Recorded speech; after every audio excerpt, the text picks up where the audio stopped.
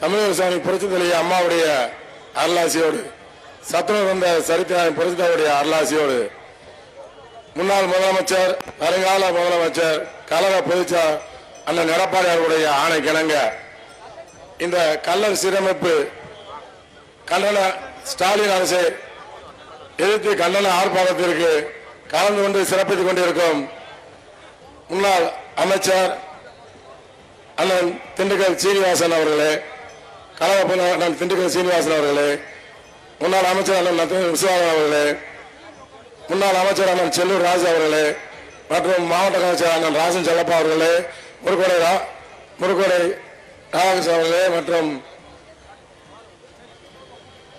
அனைத்து கழக மாவட்ட அமைச்சர் வருகை வரவேற்று மற்றும் ஒன்றிய கழக நிர்வாகிகள், மாவட்ட கழக நிர்வாகிகள், கிளைக்கிழமை செயலாளர்கள் மற்றும் கட்சி அனைவரை வருகை என வரவேற்று இந்த கண்டன ஆர்ப்பாட்டத்திற்கு எங்களது பாசமிகு அண்ணன் இரவு பகல் பாராம அயராது நேற்று கூட ஸ்டாலின் அறிவிச்சாரு இந்த மாதிரி இது கள்ளர் பிரச்சனை இல்ல அப்படின்னு சொல்லி.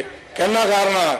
அண்ணன் ஆர்பி உதயகுமார் அவர்கள் தலையிட்டா அந்த கண்ணன் ஆர்ப்பாட்டம் மிக வெற்றி அடையும், பொதுமக்களிடையே போய் சேரும் என்ற ஒரு ஐயத்தோடு தான் ஸ்டாலின் அவர்கள் அந்த திருப்பி உழந்து அறிவிச்சாரு. நாங்கள் அனைத்து கூட கேட்டோம், அதெல்லாம் இல்லையா நாளைக்கு நடக்கும் அப்படின்னு சொன்னாரு.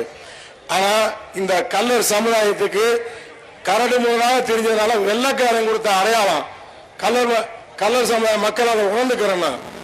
ஏன்னா அந்த காலத்துல நம்ம படிப்பறிவு இல்லாம கல்வி அறிவு இல்லாம முரட்டுத்தனமா இருந்தான்னு சொல்லி வெள்ளக்காரங்களுக்கு கல்வி அறிவு கொடுக்கணுன்றதுக்காண்டி ஹாஸ்டல் கல்லர் ரெக்கமெண்டேஷன் தனியா ஒரு கல்வித்துறை உருவாக்கி அதுக்கு ஒரு ஹாஸ்டல் உருவாக்கி கொடுக்கப்பட்ட அந்த வெள்ளக்கார அடையாளம். நீங்க தயவுசே கல்லர் மக்கள்லாம் இப்ப என்ன செய்றீங்கன்னா பூரா அனுபவிச்சு நல்லா இருக்கிறனால அந்த அடையாளம் எப்படி வந்து தெரிய மாட்டேங்குது.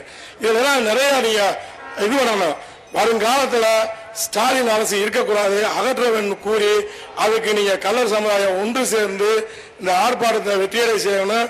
ஸ்டாலின் அரசுக்கு வரும் தேர்தல இந்த கள்ளர் சமுதாயம் பாடம் போட்டு ஒன்று கேட்டு வாய்ப்புக்கு நன்றி விடைபெறுகிறேன்.